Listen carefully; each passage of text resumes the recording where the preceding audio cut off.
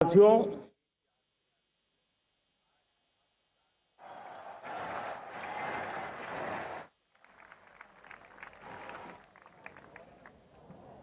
आजादी का ये महापर्व 140 करोड़ संकल्पों का पर्व है। आजादी का ये पर्व सामूहिक सिद्धियों का गौरव का पल है। हर हृदय उमंग से भरा हुआ है। देश एकता की भावना को निरंतर मजबूती दे रहा है। 140 करोड़ देशवासी आज तिरंगे के रंग में रंगे हैं। हर घर तिरंगा, भारत के हर कोने से, चाहे रेगिस्तान हो या हिमालय की चोटियां, समंदर के तट हो या घनी आबादी वाले क्षेत्र, हर तरफ से एक ही गुंज है, एक ही जयकारा है। हमारी प्राण से भी प्यारी मातृभूमि का जयगान है।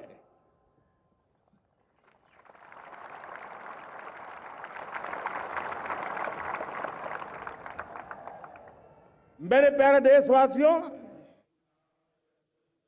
सन 47 में अनंत संभावनाओं के साथ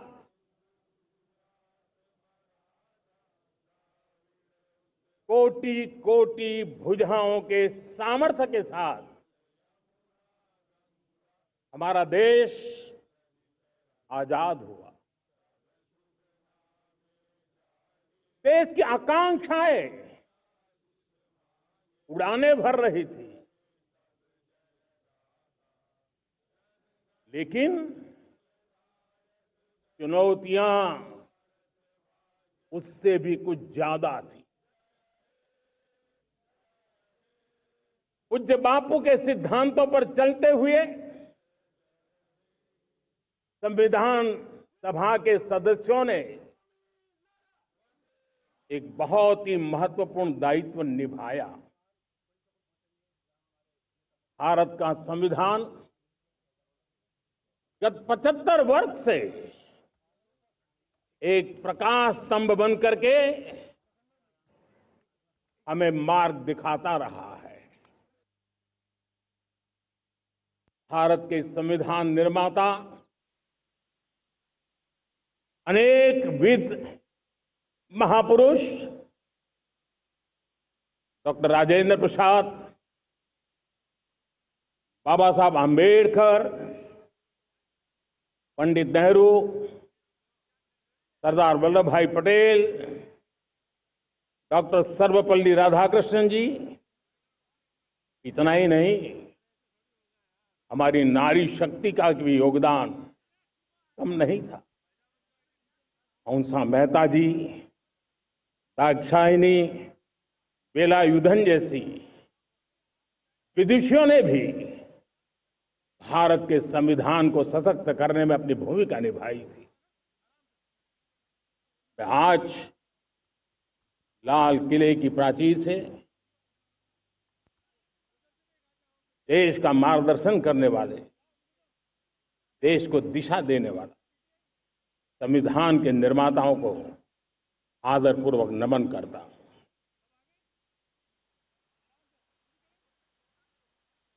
मेरे प्यारे देशवासियों, हम आज डॉक्टर श्यामा प्रसाद मुखर्जी की 125वीं जयंती भी मना रहे हैं। डॉक्टर श्यामा प्रसाद मुखर्जी भारत के संविधान के लिए बलिदान देने वाले देश के पहले महापुरुष थे। संविधान के लिए बलिदान, धारा 370 की दीवार गिराकर एक देश एक संविधान के मंत्र को जब हमने साकार किया तो हमने डॉक्टर श्यामा प्रसाद मुखर्जी को सच्ची श्रद्धांजलि दी। लाल किले पर आज कई विशेष महानुभाव उपस्थित हैं।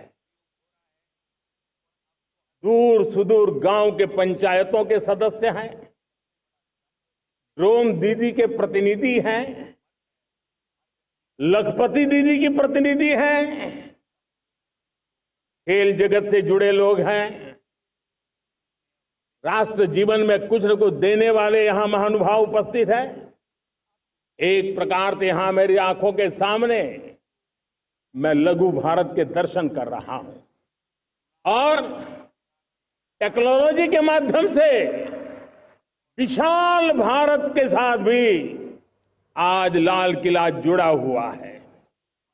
मैं आजादी के इस महापर्व पर देशवासियों का, विश्व भर में फैलाए हुए भारत प्रेमियों का, हमारे मित्रों का हृदय से बहुत बहुत अभिनंदन करता हूं।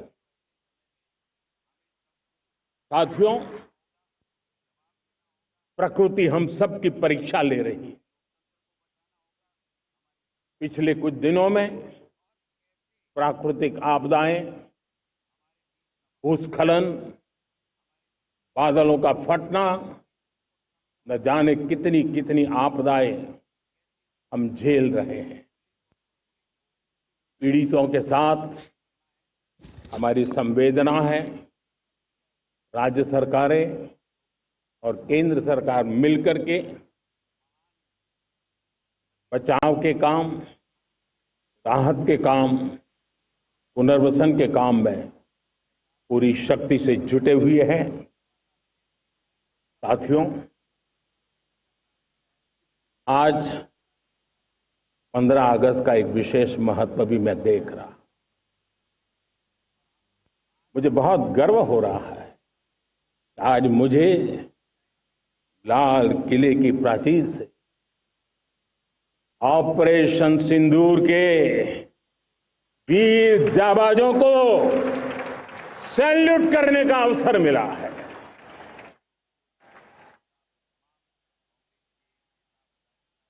हमारे वीर जाबाज सैनिकों ने दुश्मनों को उनकी कल्पना से परे सजा दी है।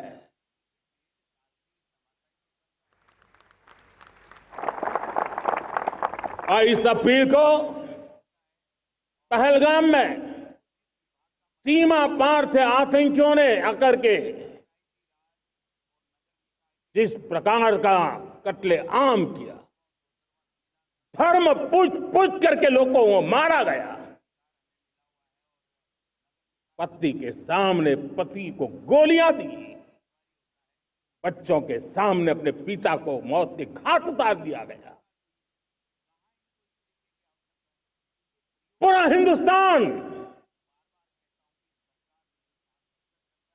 आक्रोश से भरा हुआ था। पूरा विश्व भी इस प्रकार से संहार से चौंक गया था। मेरे प्यारे देशवासियों, ऑपरेशन सिंदूर उसी आक्रोश की अभिव्यक्ति है।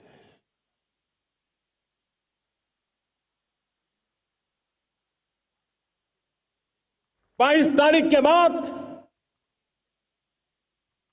हमने हमारे सेना को खुली छूट दे दी। रणनीति वो तय करे, लक्ष्य वो तय करे, समय भी वो चुने। और हमारी सेना ने वो करके दिखाया। जो कई दशकों तक कभी हुआ नहीं था। सैकड़ों किलोमीटर दुश्मन की धरती पर घुस करके आतंकी हेडक्वार्टर्स को मिट्टी में मिला दिया, आतंकी इमारतों को खंडहर बना दिया।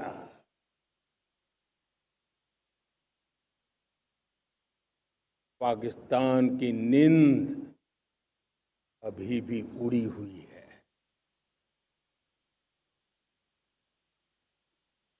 पाकिस्तान में हुई तबाही इतनी बड़ी है कि रोज नए नए खुलासे हो रहे हैं, नई नई जानकारियां आ रही हैं।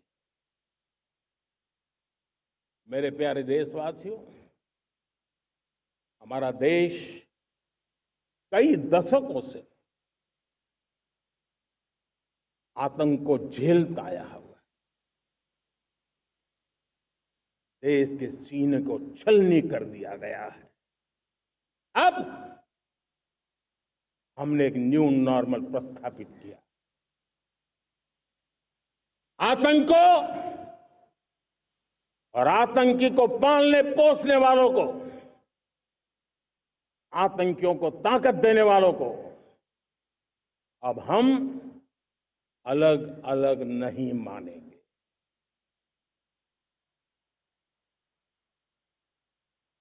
वो मानवता के समान दुश्मन है, उनके बीच कोई फर्क नहीं है। अब भारत ने तय कर लिया है कि न्यूक्लियर की धमकियों को अब हम सहने वाले नहीं हैं। न्यूक्लियर ब्लैकमेल लंबे अरसे से चलाया, अब वो ब्लैकमेल नहीं सहा जाएगा।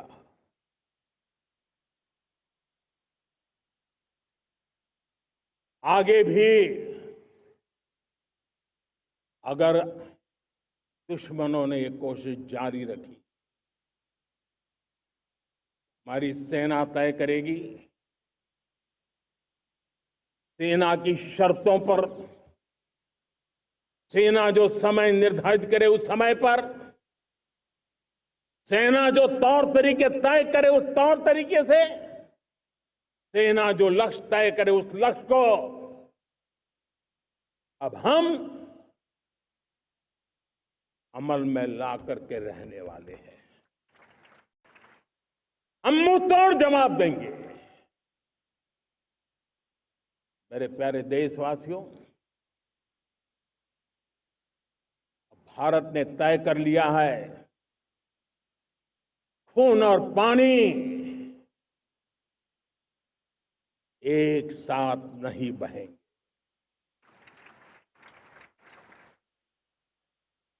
अब देशवासियों को भली भांति पता चला है कि सिंधु का समझौता कितना अन्यायपूर्ण है, कितना एक तरफा है।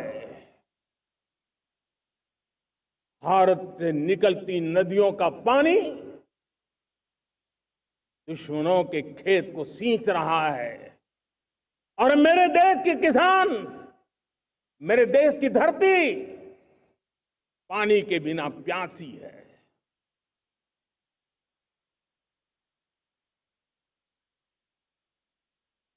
ये ऐसा समझौता था जिसने पिछले 7 दशक से मेरे देश के किसानों का अकल्पनीय नुकसान किया है।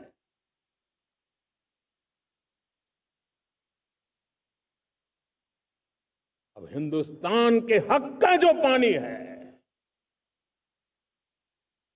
उस पर अधिकार सिर्फ और सिर्फ हिंदुस्तान का है, हिंदुस्तान के किसानों का है। भारत कतई सिंधु समझौते को, उस स्वरूप को दशकों तक सहा है उस स्वरूप को आगे नहीं सहा जाएगा। किसान हित में, राष्ट्र हित में ये समझौता हमें मंजूर नहीं है। मेरे प्यारे देशवासियों,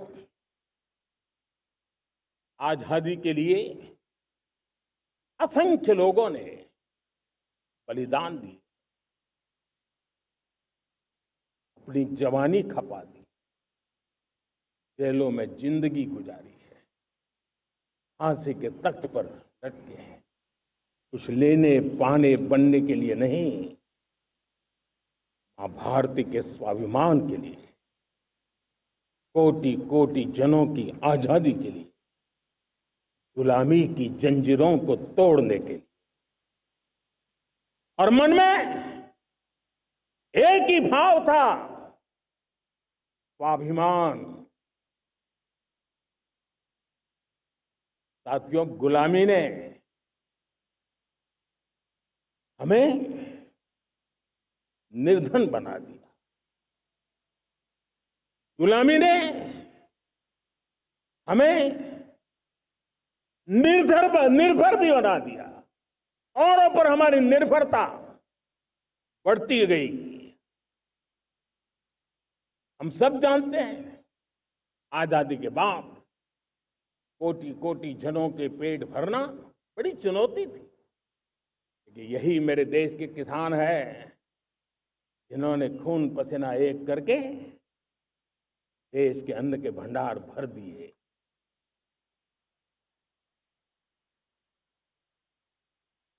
अनाज के संबंध में देश को आत्मनिर्भर बना दिया। एक राष्ट्र के लिए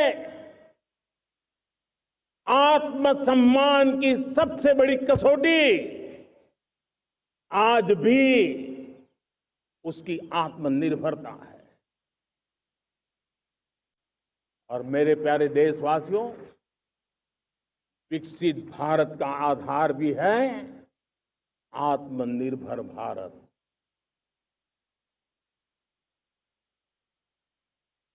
जो दूसरों पर ज्यादा निर्भर रहता है, उसकी आजादी पर उतना ही बड़ा प्रश्न चिन्ह लग जाता है। और दुर्भाग्य तो तब बन जाता है जब निर्भरता की आदत लग जाए, पता ही ना चले हम कब आत्मनिर्भरता छोड़ रहे हैं और कब किसी के निर्भर हो जाते हैं।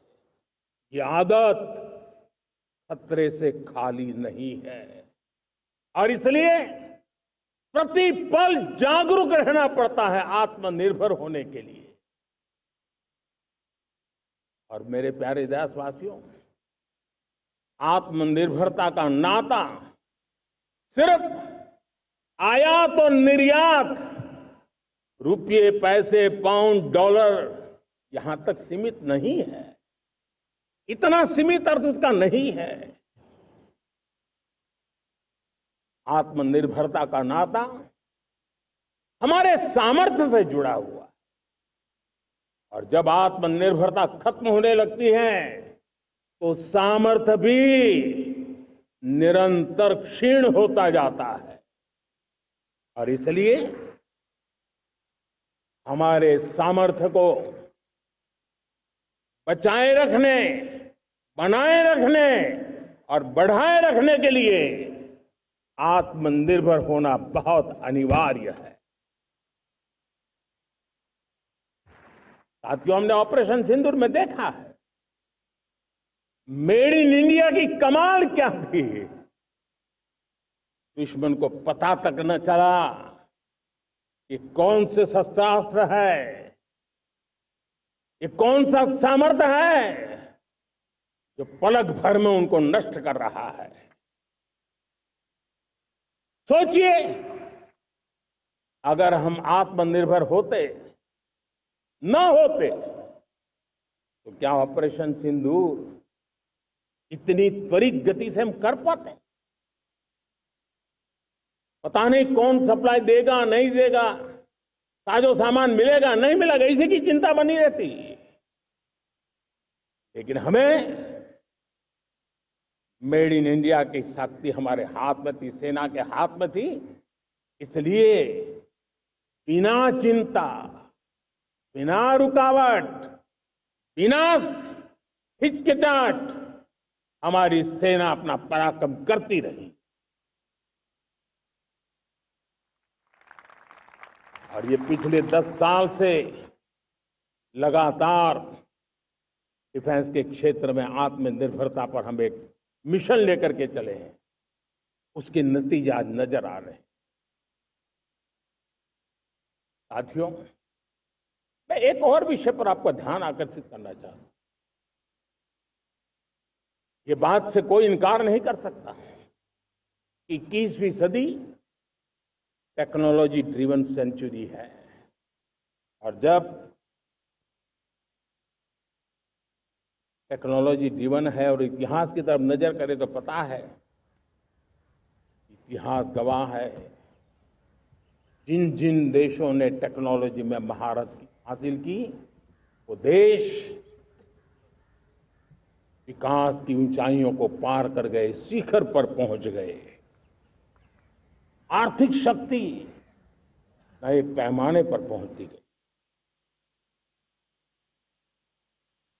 हम जब टेक्नोलॉजी के अलग अलग आयामों की बात करते हैं तो मैं आपका ध्यान आकर्षित करता हूं सेमीकंडक्टर्स पे। उदाहरण के तौर पे बताता हूं,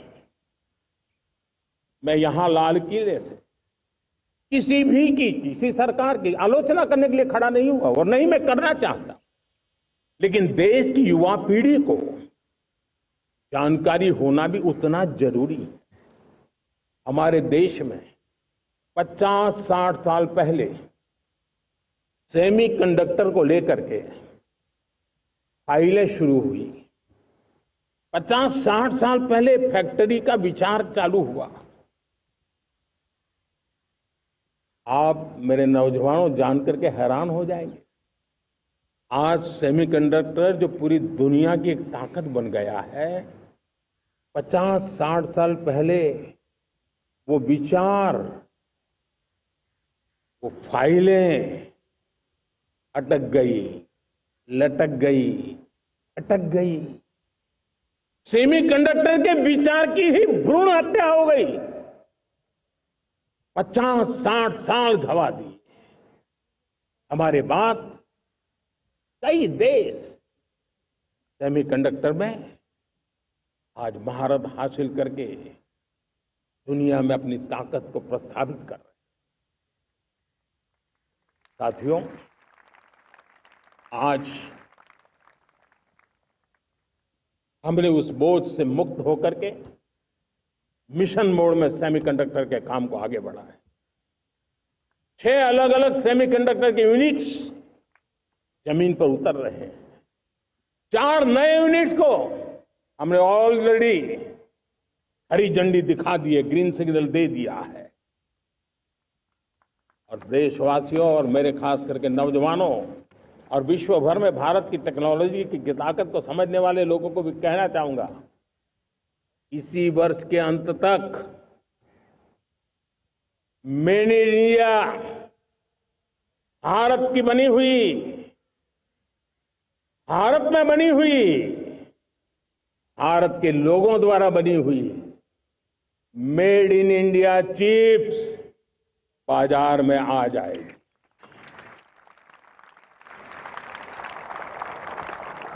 मैं दूसरा उदाहरण देना चाहता हूं।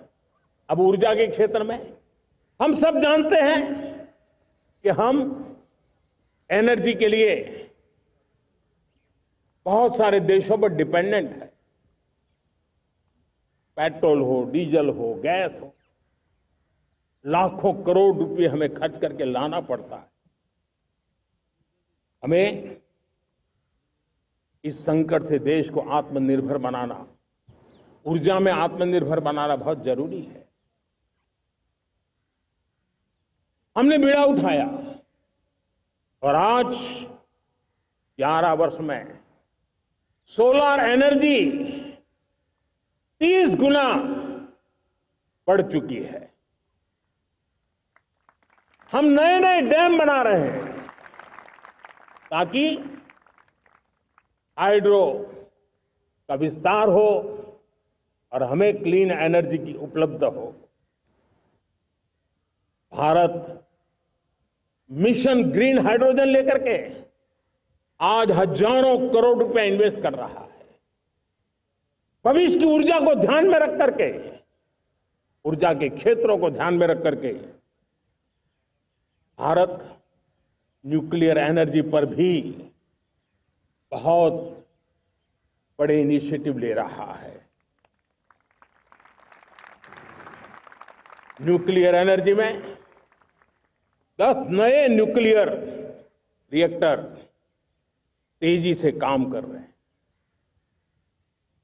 2047 तक, जो कि हमने विकसित भारत का लक्ष्य तय किया है, जब देश की आजादी के 100 साल होंगे, हम परमाणु ऊर्जा क्षमता 10 गुना से भी अधिक बढ़ाने का संकल्प लेकर के आगे बढ़ रहे हैं। मेरे प्यारे देशवासियों, रिफॉर्म एक निरंतर प्रक्रिया है। समयानुकूल परिस्थिति के अनुसार रिफॉर्म करते जाना होता है। हम न्यूक्लियर एनर्जी के क्षेत्र में बहुत बड़े रिफॉर्म लेकर के आए।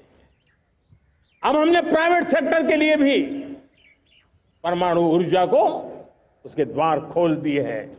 हम शक्ति को जोड़ना चाहते।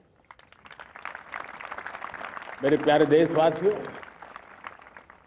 दुनिया जब आज ग्लोबल वार्मिंग को लिए चिंता करती है, तब मैं विश्व को भी बताना चाहता हूं कि भारत ने तय किया था कि हम 2030 तक क्लीन एनर्जी भारत में 50% पहुंचा देंगे। ये लक्ष्य हमारा 2030 तक था। मेरे देशवासियों का सामर्थ्य देखिए, मेरे देशवासियों की संकल्प शक्ति देखिए, मेरे देशवासियों को विकसित भारत बनाने का संकल्प को पूर्ण करने के लिए उनकी दौड़ देखिए। हमने जो लक्ष्य 2030 में तय किया था, वो 50% क्लीन एनर्जी का लक्ष्य 2025 में हमने कर लिया। 5 साल पहले हमने अचीव कर लिया, क्योंकि विश्व के प्रति भी हम उतने ही संवेदनशील हैं, प्रकृति के प्रति भी उतने ही हम जिम्मेवार लोग हैं। मेरे प्यारे देशवासियों, बजट का बहुत बड़ा हिस्सा ये पेट्रोल, डीजल, गैस, इन सब को लाने के लिए खर्च होता था। लाखों करोड़ रुपए चले जाते थे। अगर हम ऊर्जा में डिपेंडेंट न होते, तो वो धन मेरे देश के नौजवानों के भविष्य के लिए काम आता। वो धन मेरे देश के गरीबों को गरीबी के खिलाफ लड़ाई लड़ने में काम आता। वो धन मेरे देश के किसानों के कल्याण में काम आता। वो धन मेरे देश के गांव की परिस्थिति को पलटने के लिए काम आता। लेकिन हमें विदेशों को देना पड़ रहा। अब हम आत्मनिर्भर बनने की दिशा में काम कर रहे हैं। देश को विकसित बनाने के लिए हम अब समुद्र मंथन की तरफ भी जा रहे हैं। हमारे समुद्र के मंथन को आगे बढ़ाते हुए हम समुद्र के भीतर के तेल के भंडार, गैस के भंडार, उसको खोजने की दिशा में एक मिशन मोड में काम करना चाहते हैं। और इसलिए भारत ने national deep water exploration mission शुरू करने जा रहा है। ये ऊर्जा इंडिपेंडेंट बनने के लिए ये हमारी महत्वपूर्ण घोषणा है।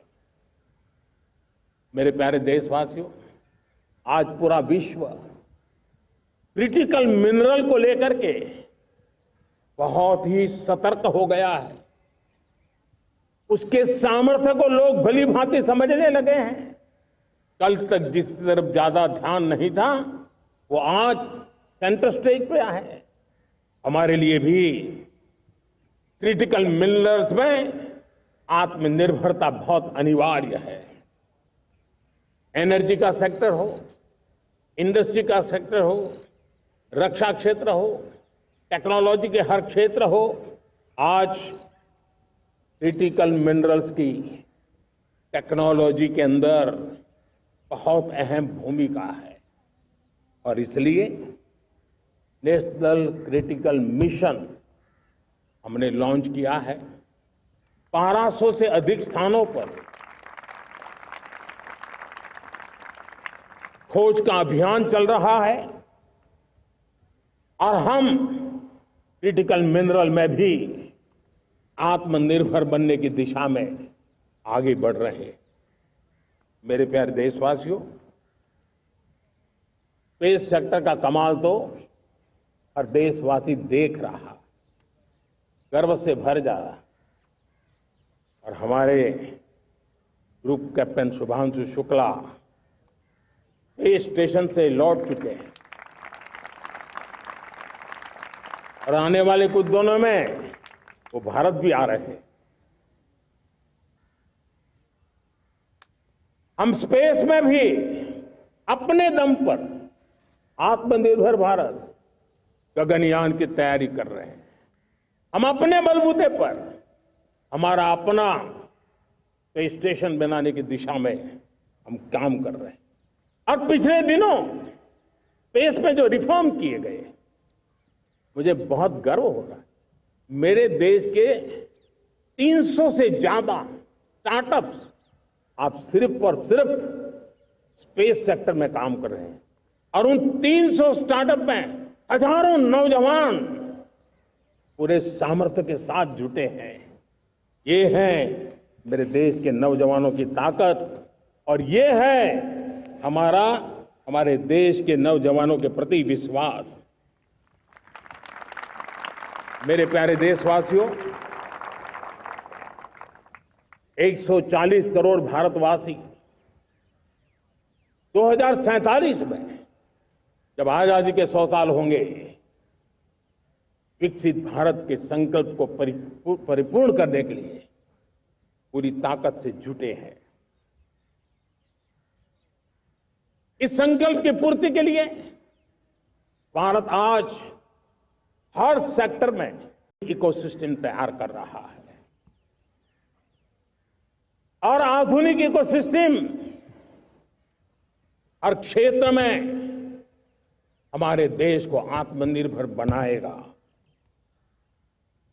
आज मेरा लाल किले की प्राचीर से मेरे देश के युवा वैज्ञानिकों को, मेरे टैलेंटेड यूथ को, मेरे इंजीनियर्स को और प्रोफेशनल्स को और सरकार के हर विभागों को भी मेरा आह्वान है, क्या हमारा अपना made in India fighter jets के लिए जेट इंजन हमारा होना चाहिए कि नहीं होना चाहिए?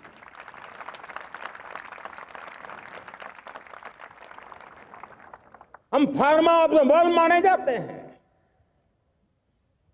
वैक्सीन में हम नए नए विक्रम स्थापित करते हैं, लेकिन क्या समय की मांग नहीं है? हम रिसर्च और डेवलपमेंट में और ताकत लगाएं, हमारे अपने पेटेंट हो, हमारी अपनी बनाई हुई मानव जात के कल्याण की सस्ते से सस्ती और सबसे कारगर नई नई दवाइयों की शोध हो, हर संकट में साइड इफेक्ट के बिना मानव जात के कल्याण में काम आए। बायो 3 पॉलिसी भारत सरकार ने बनाई है।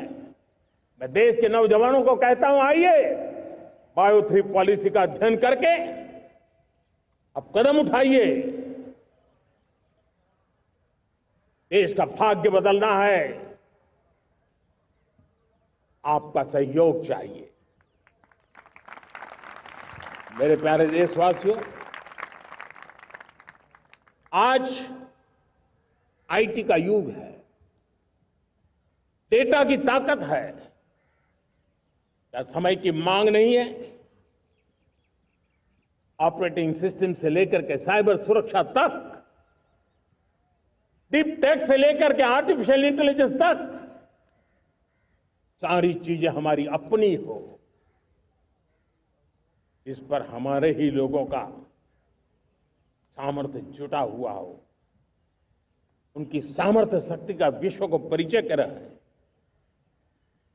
साथियों, आज दुनिया में सोशल मीडिया का हो, बाकी प्लेटफॉर्म का हो, दुनिया के प्लेटफॉर्म पर हम काम कर रहे हैं। दुनिया ने हमने दिखा दिया है, यूपीआई का हमारा प्लेटफॉर्म आज दुनिया को अजोबा कर रहा है। हमारे में सामर्थ्य है। रियल टाइम ट्रांजैक्शन में 50% अकेला भारत यूपीआई के माध्यम से करता है। इसका मतलब की ताकत है। क्रिएटिव वर्ल्ड हो, सोशल मीडिया हो, ये जितने भी प्लेटफॉर्म्स हैं, मेरे देश के नौजवानों में चुनौती करता हूं आपको, आइए हमारे अपने प्लेटफॉर्म क्यों ना हो, हम क्यों दूसरों पर निर्भर रहे, क्यों भारत का धन बाहर जाए। और मुझे आपके सामर्थ्य पर भरोसा है। मेरे प्यारे देशवासी, जैसे ऊर्जा के क्षेत्र में हम डिपेंडेंट हैं, वैसा ही देश का दुर्भाग्य है कि फर्टिलाइजर, उसमें भी हमें दुनिया पर निर्भर रहना पड़ता है। मेरे देश के किसान भी फर्टिलाइजर का सही उपयोग कर करके धरती माता की सेवा कर सकते हैं। अनाप शनाप उपयोग से भी धरती मां को बहुत नुकसान पहुंचा रहे हैं। लेकिन साथ साथ मैं देश के नौजवानों को कहना चाहता हूं, देश के उद्योग जगत को कहना चाहता हूं, देश के प्राइवेट सेक्टर को कहना चाहता हूं, आइए हम फर्टिलाइजर के भंडार भर दें, हम नए नए तौर तरीके खोजें और भारत की आवश्यकता के अनुसार हम अपना फर्टिलाइजर तैयार करें। हम औरों पर निर्भर न रहे। साथियों, आने वाला युग ईवी का है। अब ईवी बैटरी क्या हम नहीं बनाएंगे? हम निर्भर रहेंगे? सोलर पैनल की बात हो, इलेक्ट्रिक व्हीकल्स के लिए जिन जिन चीजों की आवश्यकताएं हैं, वो हमारी अपनी होनी चाहिए। साथियों, मैं ये इसलिए कहने की हिम्मत करता हूं, क्यों? क्योंकि मुझे देश के नौजवानों के सामर्थ्य पर भरोसा है। और भरोसा सिर्फ वो मेरे देश के नौजवान हैं इतने मात्र से नहीं है। कोविड के समय हम बहुत सारी चीजों पर निर्भर थे। तो मेरे देश के नौजवानों को कहा गया कि वैक्सीन हमारी अपनी चाहिए, देश ने करके दिखाया। कोविन प्लेटफॉर्म हमारा अपना होना चाहिए, देश ने करके दिखाया। करोड़ों करोड़ों लोगों की जिंदगी बचाने का काम हमने किया है। वही स्पिरिट, वही जज्बा हमें जीवन के हर क्षेत्र में आत्मनिर्भर बनने के लिए अपना सब कुछ देना है। अपना जो बेस्ट है वो हमें दे करके रहना है। साथियों, पिछले 11 साल में एंटरप्रेन्योरशिप, उद्यमशीलता को बहुत बड़ी ताकत मिली। आज लाखों स्टार्टअप्स टियर 2, टियर 3 सिटी में देश की अर्थशक्ति को, देश के इनोवेशन को ताकत दे रहे हैं। उसी प्रकार से मुद्रा योजना से हमारे देश के करोड़ों नौजवान, उसमें भी हमारी बेटियां, करोड़ों करोड़ों लोग मुद्रा से लोन लेकर के अपना खुद का कारोबार कर रहे हैं। खुद तो अपने पैरों पर खड़े हुए हैं, लेकिन औरों को भी पैरों पर खड़े रहने की ताकत देते हैं। वे भी एक प्रकार से हर व्यक्ति को आत्मनिर्भर बनाने का अवसर दे रही है। मेरे साथियों, विमेन सेल्फ हेल्प ग्रुप, किसी का ध्यान नहीं था। पिछले 10 साल में विमेन सेल्फ हेल्प ग्रुप ने कमाल करके दिखाया।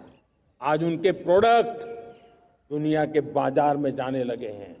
लाखों करोड़ों का कारोबार हमारे विमेन सेल्फ हेल्प ग्रुप करते। मैंने एक बार मन की बात में खिलौने की बात कही थी।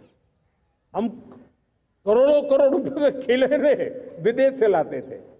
मैंने ऐसे ही मन की बात में कहा, करे मेरे देश के नौजवानों, ऐसा भी करें इन्हें क्या, किलो भी बाहर जाएंगे। और आज मैं गर्व से कहता हूं कि मेरा देश खिलौने एक्सपोर्ट करने लग गया है। यानी देश के सामर्थ्य को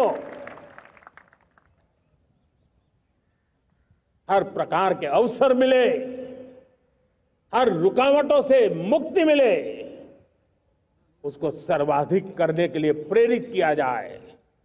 देश कर सकता है। मैं देश के युवाओं से कहता हूं, आइए आप इनोवेटिव आइडियाज लेकर के, आपके आइडियाज को मरने मत देना दोस्तों। आज का आपका आइडिया हो सकता है आने वाली पीढ़ी का भविष्य बना सकता है। मैं आपके साथ खड़ा हूं, मैं आपके लिए काम करने के लिए तैयार हूं, आपका साथी बन के काम करना तैयार हूं। अब आइए, हिम्मत जुटाइए, इनिशिएटिव लीजिए। जो युवा मैन्युफैक्चरिंग के बारे में सोचते हैं, आइए आगे बढ़िए। सरकार के नियमों में बदलाव करना है, मुझे बताइए। अब देश रुकना नहीं चाहता है।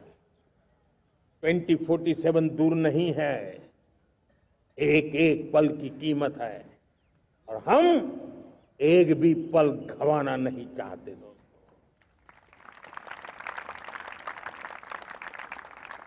साथियों, ये आगे बढ़ने का अवसर है, बड़े से देखने का अवसर है, संकल्प के लिए समर्पित होने का अवसर है। जब सरकार आपके साथ है और मैं स्वयं आपके साथ हूं, तब हम नया इतिहास बना सकते हैं। साथियों, आज नेशनल मैन्युफैक्चरिंग मिशन पर बहुत तेजी से काम हो रहा है। हमारे एमएसएमईज, उसका लोहा दुनिया मानती है। ये दुनिया में बड़ी बड़ी चीजें बनती है ना, कुछ न कुछ तो औजार हमारे देश के एमएसएमईज के द्वारा जाते हैं, बड़े गर्व के साथ जाते हैं। लेकिन हम कॉम्प्रिहेंसिव इंटीग्रेटेड विकास की राह पर जाना चाहते हैं और इसलिए उनकी शक्ति बढ़े। और उसमें भी मैंने पहले एक बार लाल किले से कहा था, जीरो डिफेक्ट जीरो इफेक्ट। आज कहना चाहता हूं कि हमें विश्व बाजार में अपने सामर्थ्य का लोहा मनवाना है, तो हमें क्वालिटी में निरंतर नई ऊंचाइयों को पार करना। दुनिया क्वालिटी को स्वीकार करती है, हमारी गुणवत्ता सबसे ज्यादा हो और सरकार के भी प्रयास हो, रॉ मटेरियल की भी उपलब्धि हो, हमारी प्रोडक्शन की कॉस्ट कैसे कम हो, हम उसमें दम रह रहे। और साथियों, हम सभी जो उत्पादन के क्षेत्र में लगे हैं, उन सबका मंत्र होना चाहिए, दाम कम लेकिन दम ज्यादा। हमारी हर प्रोडक्ट का दम ज्यादा हो लेकिन दाम कम हो। इस भाव को लेकर के हमें आगे बढ़ना है। मेरे प्यारे देशवासियों, आजादी के लिए अनगिनत लोगों ने बलिदान दिए हैं। मैंने पहले भी कहा, जवानी खपा दी, फांसी पे लटक गए। क्यों? स्वतंत्र भारत के लिए। 75-100 साल पहले का वो कालखंड याद कीजिए। पूरा देश स्वतंत्र भारत के मंत्र को लेकर के जीता था। आज समय की मांग है, स्वतंत्र भारत का मंत्र लेकर के जीने वालों ने हमें स्वतंत्र भारत दिया। आज 140 करोड़ देशवासियों का एक ही मंत्र होना चाहिए, समृद्ध भारत। अगर कोटि कोटि लोगों के बलिदान से स्वतंत्र भारत हो सकता है, तो कोटि कोटि लोगों के संकल्प से, पुरुषार्थ से, आत्मनिर्भर बनने से वोकल फॉर लोकल की बात करने से, स्वदेशी का मंत्र को जापने से समृद्ध भारत भी बन सकता है। वो पीढ़ी स्वतंत्र भारत के लिए खप गई थी, ये पीढ़ी समृद्ध भारत के लिए नए कदम उठाए, यही समय की मांग है। और इसलिए मैं आज बार बार आग्रह करता हूं और मैं देश के सभी इन्फ्लुएंसर्स को कहना चाहता हूं, इस मंत्र को आगे बढ़ाने में मेरी मदद कीजिए। मैं सभी राजनीतिक दलों को, राजनेताओं को सबसे कहता हूं कि आइए, ये किसी राजनीतिक दल का एजेंडा नहीं है, भारत हम सबका है। हम मिलकर के वोकल फॉर लोकल उस मंत्र को हर नागरिक के जीवन का मंत्र बनाएं। भारत में बनी हुई, भारत के नागरिकों के पसीने से बनी हुई वो चीजें जिसमें भारत की मिट्टी की महक हो और जो भारत के आत्मनिर्भर के संकल्प को ताकत देता हो, हम उसी को खरीदेंगे, हम उसी का उपयोग करेंगे, हम उस दिशा में आगे आए। यह हमारा सामूहिक संकल्प हो, देखते ही देखते हम दुनिया बदल देंगे। दोस्तों, मैं आज हर छोटे मोटे व्यापारी को, दुकानदार से आग्रह करना चाहता हूं, आपकी भी जिम्मेवारी है। हम छोटे थे, हमने कभी बाजार में देखा नहीं था कि शुद्ध घी की दुकान, ऐसे ही लिखा जाता था घी की दुकान, लेकिन समय रहते लोग लिखने लगे शुद्ध घी की दुकान। मैं चाहता हूं देश में ऐसे व्यापारी आगे आए, ऐसे दुकानदार आए कि यहां स्वदेशी माल बिकता है, वो बोर्ड लगा रहे। हम स्वदेशी का गर्व करने लगे। हम स्वदेशी मजबूरी में नहीं, मजबूती के साथ उपयोग करेंगे, मजबूती के लिए उपयोग करेंगे और जरूरत पड़ी तो औरों को मजबूर करने के लिए उपयोग करेंगे। ये हमारी ताकत होनी चाहिए, ये हमारा मंत्र होना चाहिए। मेरे प्यारे देशवासियों,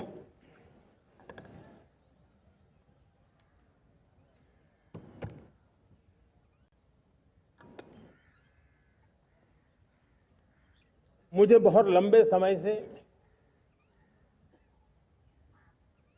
सरकार में काम करने का अवसर मिला है। मैंने कई सारे उतार चढ़ाव देखे हैं, सरकारों की मुसीबतों से भी मैं परिचित हूं, व्यवस्थाओं की मर्यादाओं से भी परिचित हूं, लेकिन उसके बावजूद भी हमारी जिम्मेवारी है कि हम किसी की लकीर को छोटी करने में अपनी ताकत बर्बाद न करें। मैं बड़े अनुभव से कहता हूं, किसी दूसरे की लकीर छोटी करने के लिए अपनी ऊर्जा हमें नहीं खपानी है। हमें पूरी ऊर्जा के साथ हमारी लकीर को लंबा करना है।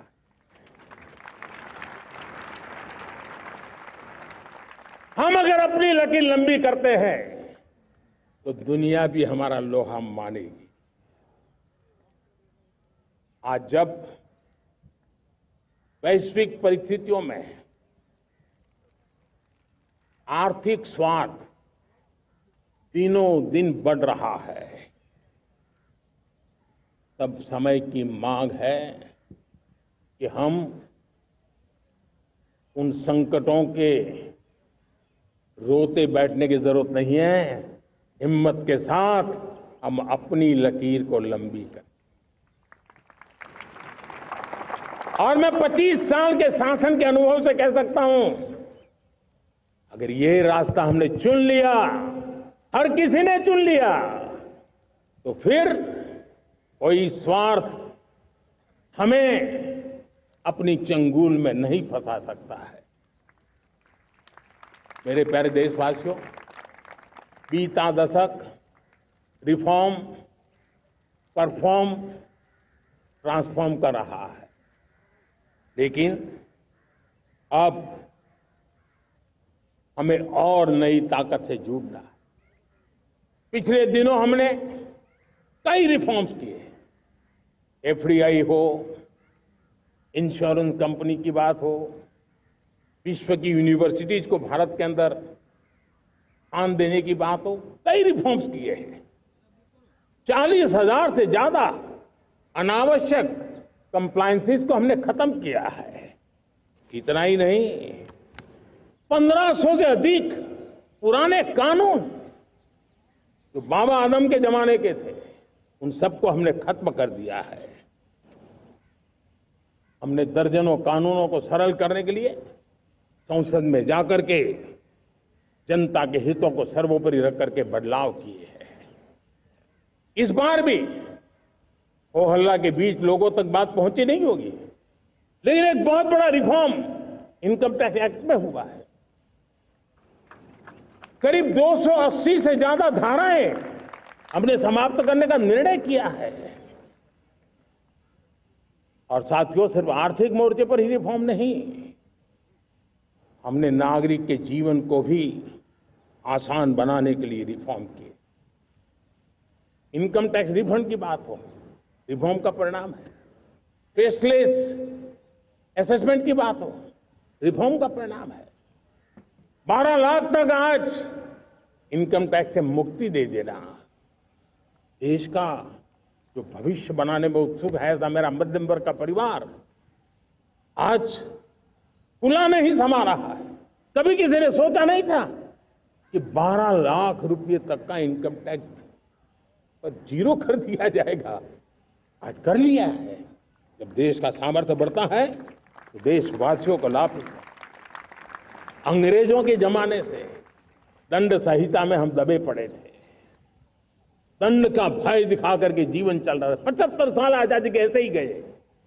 हमने दंड संहिता को खत्म कर दिया, न्याय संहिता को ले आए हैं। न्याय संहिता में भारत के नागरिक के प्रति विश्वास का भाव है। भारत के नागरिक के अंदर अपनेपन का भाव है, संवेदनशीलताओं से भरा हुआ है। हमने रिफॉर्म की यात्रा को तेज करने के लिए बीड़ा उठाया। हम बहुत तेजी से आगे बढ़ना चाहते हैं। मैं चाहता हूं देशवासियों, देश के लिए कर रहा हूं, मैं मेरे लिए नहीं कर रहा हूं, किसी का बुरा करने के लिए नहीं कर रहा हूं। मेरे राजनीतिक दल, मेरे प्रतिस्पर्धी साथी भी देश की इस उज्जवल भविष्य के लिए आगे आए, हमारा साथ दें। स्ट्रक्चरल रिफॉर्म्स की बात हो, रेगुलेटरी रिफॉर्म्स की बात हो, पॉलिसी रिफॉर्म की चर्चा हो, प्रोसेस रिफॉर्म की चर्चा हो, प्रोसीड्यूरल रिफॉर्म्स करने की जरूरत हो, हर प्रकार के रिफॉर्म्स ये आज हमने मकसद बना करके चले हैं। और मेरे प्यारे देशवासियों, नेक्स्ट जनरेशन रिफॉर्म्स के लिए हमें एक टास्क फोर्स गठित करने का निर्णय किया है। ये टास्क फोर्स समय सीमा में इस काम को पूरा करे। वर्तमान नियम, कानून, नीतियां, रीतियां 21वीं सदी के अनुकूल, वैश्विक वातावरण में अनुकूल और भारत को 2047 में विकसित राष्ट्र बनाने के संदर्भ में नए सिरे से तैयार हो और उसका समय सीमा में अपना कार्य पूरा करने के लिए इस टास्क फोर्स की रचना की है। साथियों, ये रिफॉर्म के कारण जो नए लोग अपना भविष्य बनाने चाहते हैं उनको तो हिम्मत मिलेगी। हमारे स्टार्टअप्स हो, हमारे लघु उद्योग हो, हमारे गृह उद्योग हो, उन लोग उद्यमियों को उनकी कंप्लायंस कॉस्ट बहुत कम हो जाएगी और उसके कारण उनको एक नई ताकत मिलेगी। जो एक्सपोर्ट की दुनिया में उनको लॉजिस्टिक सपोर्ट के कारण, व्यवस्थाओं में बदलाव के कारण उनको एक बहुत बड़ी ताकत मिलेगी। साथियों, ऐसे ऐसे कानून है हमारे देश में, छोटी छोटी चीजों के लिए जेल में डालने के कानून है। आप हैरान हो जाएंगे, किसी ने नजर नहीं दौड़ाई। मैं पीछे लगा हूं, ये मेरे देश के नागरिकों को जेल में बंद करने वाले जो अनावश्यक कानून है वो खत्म होने चाहिए। हम संसद में पहले भी बिल लाए थे, इस बार भी लेके आए हैं। साथियों, इस दिवाली में आपकी डबल दिवाली का काम मैं करने वाला हूं। इस दिवाली में आपको एक बहुत बड़ा तोहफा देशवासियों को मिलने वाला है। पिछले 8 साल से हमने जीएसटी का बहुत बड़ा रिफॉर्म किया। पूरे देश में टैक्स के बर्डन को कम किया, टैक्स की व्यवस्थाओं को सरल किया और 8 साल के बाद समय की मांग है कि हम एक बार उसको रिव्यू करें।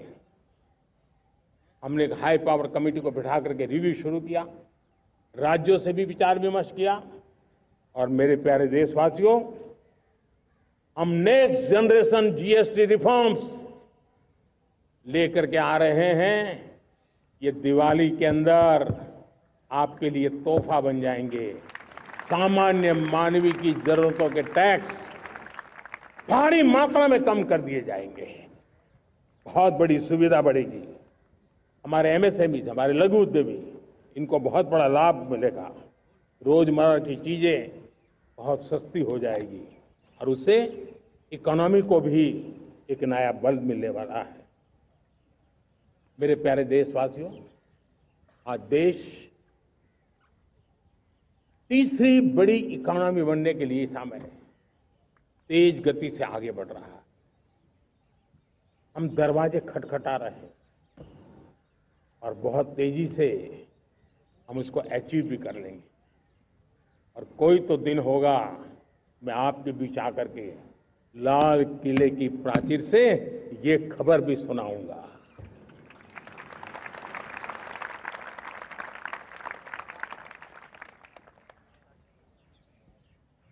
आज भारत की अर्थव्यवस्था और आर्थिक स्थिति को लेकर पूरी दुनिया आश्वस्त है। इतनी अस्थिरता के बीच आशा की किरण बना हुआ है भारत का फाइनेंशियल डिसिप्लिन, भारत की फाइनेंस की ऊर्जा। संकट के घेरे में जब अर्थव्यवस्था पड़ी हुई है, तब भारत ही उसे बाहर निकलेगा, ये भरोसा दुनिया में पनपा है। आज इन्फ्लेशन कंट्रोल में है, फॉरेन एक्सचेंज रिजर्व हमारे बहुत मजबूत है, हमारे मैक्रो इकोनॉमिक इंडिकेटर्स बहुत मजबूत है।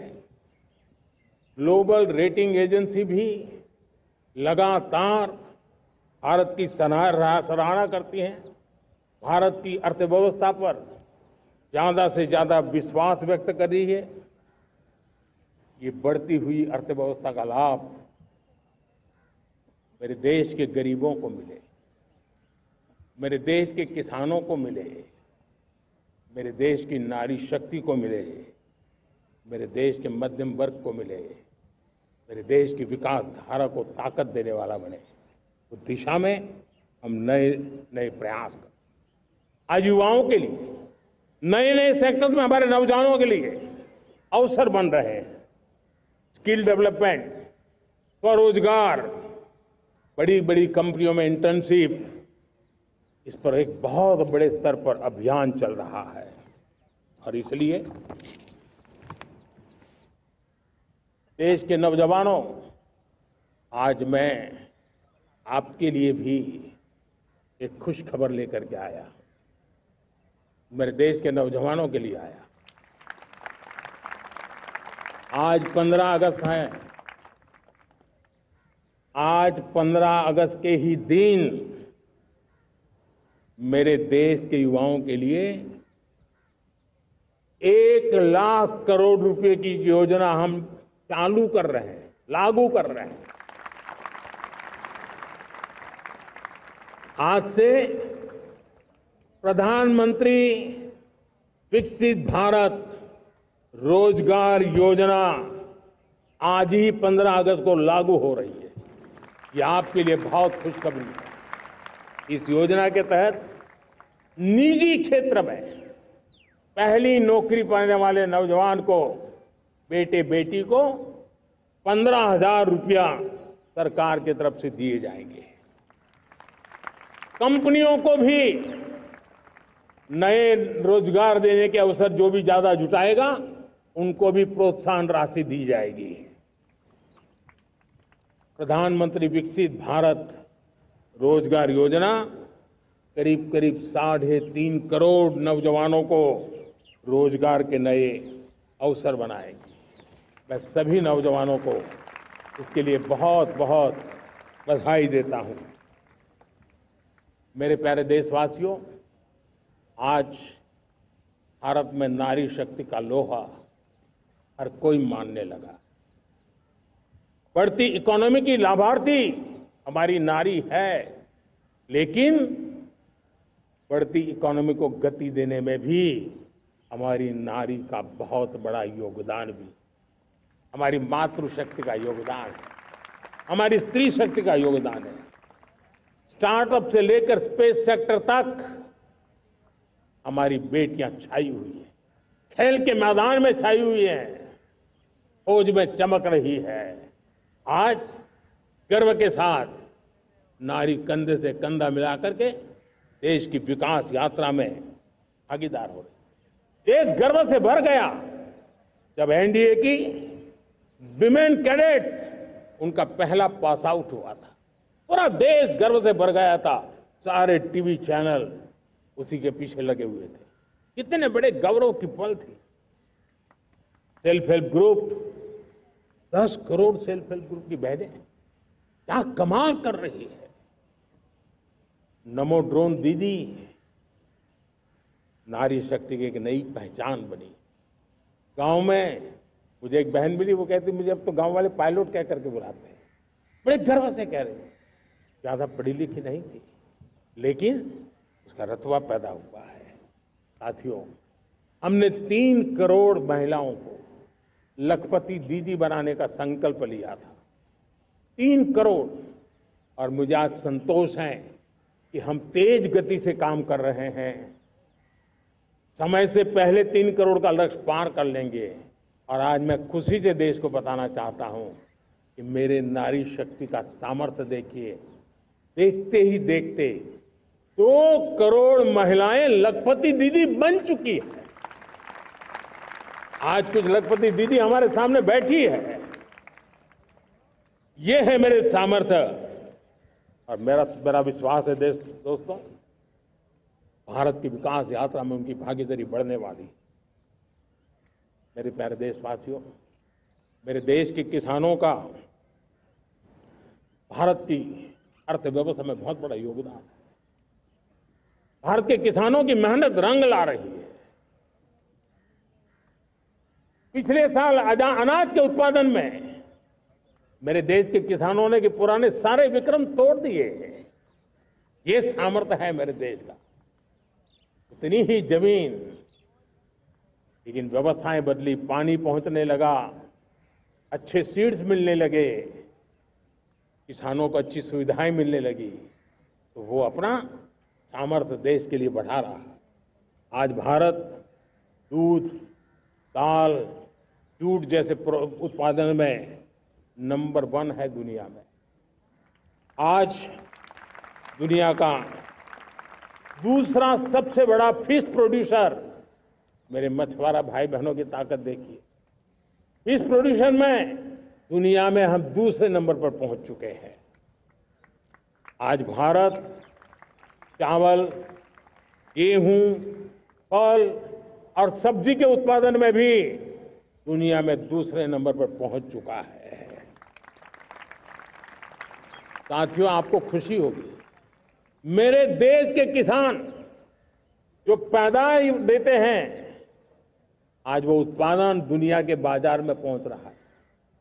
4 लाख करोड़ रुपया एग्रो प्रोडक्ट का एक्सपोर्ट हुआ है। ये मेरे देश के किसानों ने हमें ताकत दिखाई है। हम छोटे किसान हो, पशुपालक हो, मछुआरे हो, देश के विकास की अनेक योजनाओं का लाभ आज हम उन तक पहुंचा रहे हैं। पीएम किसान सम्मान निधि हो, रेन वाटर हार्वेस्टिंग हो, सिंचाई की योजनाएं हो, क्वालिटी सीड्स हो, फर्टिलाइजर की आवश्यकता हो, हर क्षेत्र में आज और किसान को एक भरोसा हो गया है फसल बीमा का। वो साहसिक बना रहा, उसका परिणाम भी देश को मिल रहा है। जो पहले कल्पना की बात थी आज हकीकत बन गई है। देशवासियों, हमारे देश के पशुधन को बचाने के हमें कोविड की वैक्सीन मुफ्त में मिली, वो तो याद है, लेकिन हम पशुधन के लिए भी अब तक 125 डोज मुफ्त में पशुओं को लगा चुके हैं। फूट एंड माउथ डिसीज से मुक्ति पाने के लिए, जो हमारा यहाँ उत्तर भारत में उसे खुरपका मुंहपका बीमारी कहते हैं, उससे बचाने के लिए 125 करोड़ डोज हम लगा चुके हैं और मुफ्त में लगा चुके हैं। हम खेती के मामले में देश के वो जिले जहां के किसान औरों से पीछे रह गए, किसी न किसी कारण से 100 जिले ऐसे हैं जहां अपेक्षाकृत कम खेती है, और इसलिए हमने 100 जिले आइडेंटिफाई किए हैं पूरे देश में से, और वहां के किसानों को एम्पावर करना, किसानों को शक्ति देना, किसानों को मदद करने का एक अभियान चलाया है। और इसके लिए पीएम धन धान्य कृषि योजना का आरंभ किया है। पीएम धन धान्य कृषि योजना वो देश के 100 जिले जहां थोड़ी सी भी मदद कर देंगे तो वहां का किसान भी भारत के अन्य किसानों की बराबरी कर देगा। मेरे प्यारे देशवासियों, भारत के किसान, भारत के पशुपालक, भारत के मछुआरे, ये हमारी सबसे बड़ी प्राथमिकता है। भारत के किसान, भारत के मछुआरे, भारत के पशुपालक, उनसे जुड़ी किसी भी अहितकारी नीति के आगे मोदी दीवार बन के खड़ा है।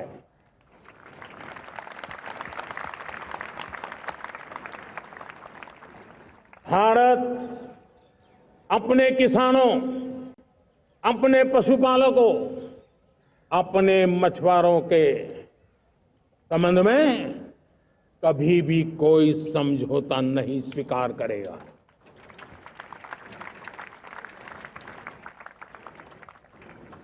प्यारे देशवासियों, गरीबी क्या होती है मुझे किताबों में पढ़ना नहीं पड़ा है, मैं जानता, सरकार में भी रहा हूं, और इसलिए मेरी कोशिश रही है कि सरकार फाइलों में नहीं होनी चाहिए। सरकार देश के नागरिकों की लाइफ में होनी चाहिए। दलित हो, पीड़ित हो, शोषित हो, वंचित हो, उनके लिए सकारात्मक रूप से सरकारें प्रोएक्टिव हो, सरकारें प्रो पीपल हो, उस दिशा में हम निरंतर प्रयास कर रहे हैं।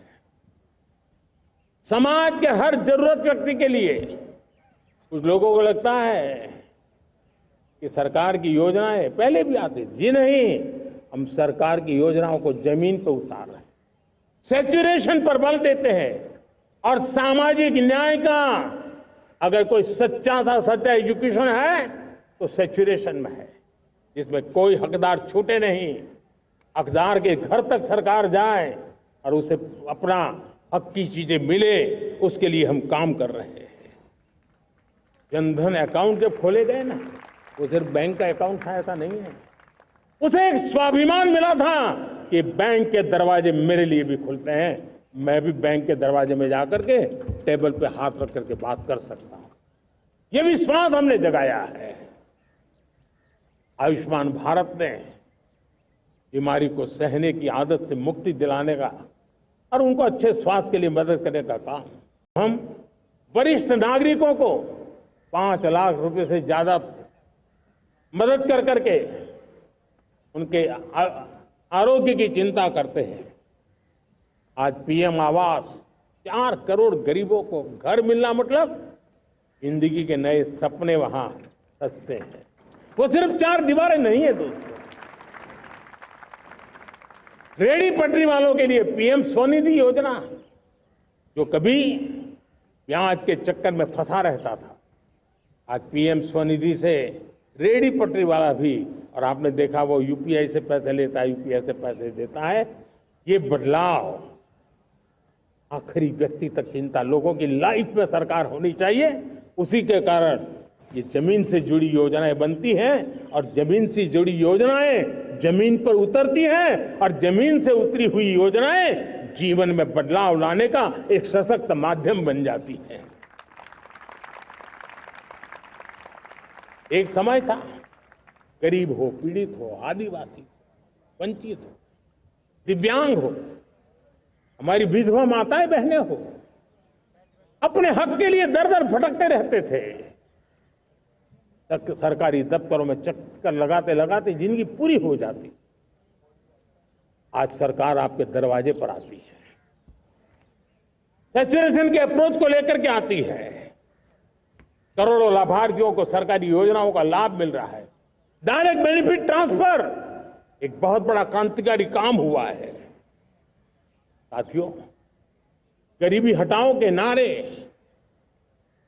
देश ने बहुत सुने हैं, लाल किले से भी सुने, और देश सुन सुन करके थक गया था और देश ने मान लिया था कि गरीबी हट नहीं सकती है।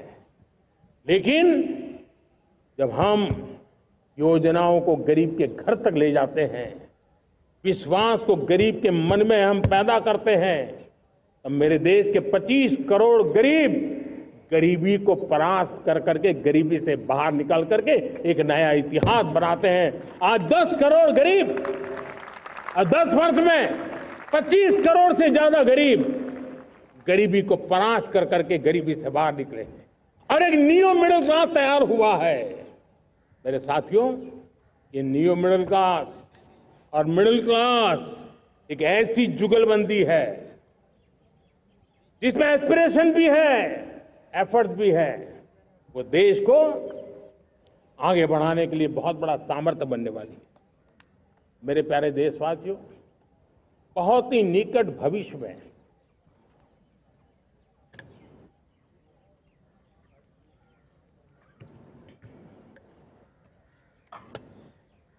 मेरे प्यारे देशवासियों, बहुत ही निकट भविष्य में महान समाज सुधारक महात्मा ज्योतिबा फुले जी की 200वीं जयंती आ रही है। हम उस जयंती के समारोह शुरू करने जा रहे हैं और महात्मा ज्योतिबा फुले के सिद्धांत, उन्होंने जो मंत्र दिए, उसमें हमारे लिए प्रेरणा है।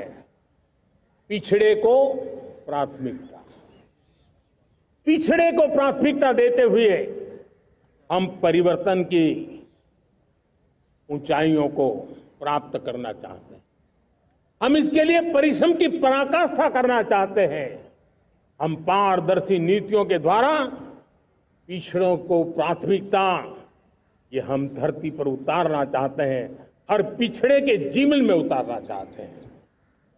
साथियों, रेहड़ी पटरी वालों के लिए स्वनिधि योजना हो या हमारे हुनर वाले, हाथ से काम करने वाले विश्वकर्मा योजना की बात हो, आदिवासी में भी जो पिछड़े रह गए हैं उनके लिए पीएम जनमन की योजना की बात हो, हमारे पूर्वी भारत को विकास में पूरे देश के अंदर बराबरी में लाना और उनको नेतृत्व देने की दिशा में काम हो। हम सिर्फ समाज पिछड़े हो उनकी चिंता तक अटकने वाले नहीं है। जो क्षेत्र पिछड़े हैं उनको भी हम प्राथमिकता देना चाहते हैं। जो जिले पिछड़े रहे हैं हम उनको प्राथमिकता देना चाहते हैं। जो ब्लॉक पिछड़े रहे हैं उनको प्राथमिकता देना चाहते हैं। हमने 100 एस्पिरेशनल डिस्ट्रिक्ट, 500 एस्पिरेशनल ब्लॉक, उसी मिशन में काम किया है।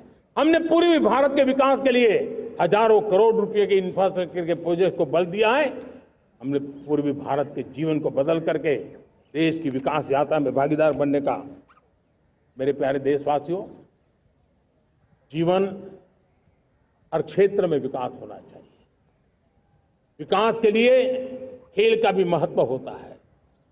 और मुझे खुशी है कि एक जमाना था जहाँ बच्चे खेल में अगर समय लगाते हैं तो माँ बाप ज्यादा पसंद नहीं करते थे। आज एकदम से उलट गया है। अगर बच्चे खेलकूद में आगे आते हैं, रुचि लेते हैं, तो माँ बाप गर्व से भर जाते हैं। मैं इसे एक शुभ संकेत मानता हूं। मेरे देश के परिवार के अंदर खेल को प्रोत्साहन का वातावरण मैं देखता हूं, मेरा मन गर्व से भर जाता है। मैं इसे देश के भविष्य के लिए बहुत शुभ संकेत मानता हूं। और साथियों, इस खेल को बढ़ावा देने के लिए हमने नेशनल स्पोर्ट्स पॉलिसी, कई दशकों के बाद हम देश में खेलो भारत नीति को लेकर के आए हैं, ताकि एक खेल जगत का सर्वांगीण विकास का प्रयास हो। स्कूल से लेकर के ओलंपिक तक हम एक पूरा इकोसिस्टम डेवलप करना चाहते हैं, चाहे कोचिंग की व्यवस्था हो, फिटनेस की बात हो, खेल के मैदान हो, खेल की व्यवस्थाएं हो, खेल के लिए आवश्यक साधन हो, लघु उद्योगों को भी खेल के साधन बनाने में मदद करने की बात हो। यानी एक प्रकार से पूरा इकोसिस्टम हम दूर दराज के बच्चों तक पहुंचाना चाहते हैं। लेकिन साथियों, जब मैं फिटनेस की बात करता हूं, जब मैं खेलकूद की बात करता हूं, तब मैं एक चिंता भी आपके सामने रखना चाहता हूं। हमारे देश के हर परिवार को चिंता करनी चाहिए। मोटापा हमारे देश के लिए बहुत बड़ा संकट बनता जा रहा है। आने वाले वर्षों में लोग, जो पंडित लोग हैं वो कहते हैं, जो जानकार लोग कहते हैं, हर तीसरे व्यक्ति में एक व्यक्ति मोटापे का शिकार होगा। हमें मोटापे से बचना है, ओबेसिटी से बचना है। और इसलिए मैंने बाकी सब करना पड़ेगा, लेकिन एक छोटा सा सुझाव दिया था कि परिवार तय करे कि जब खाने का तेल घर में आएगा 10% कम ही आएगा और 10% कम ही उपयोग करेंगे, और हम ओबेसिटी के खिलाफ लड़ाई को जीतने की दिशा में हम अपना योगदान देंगे।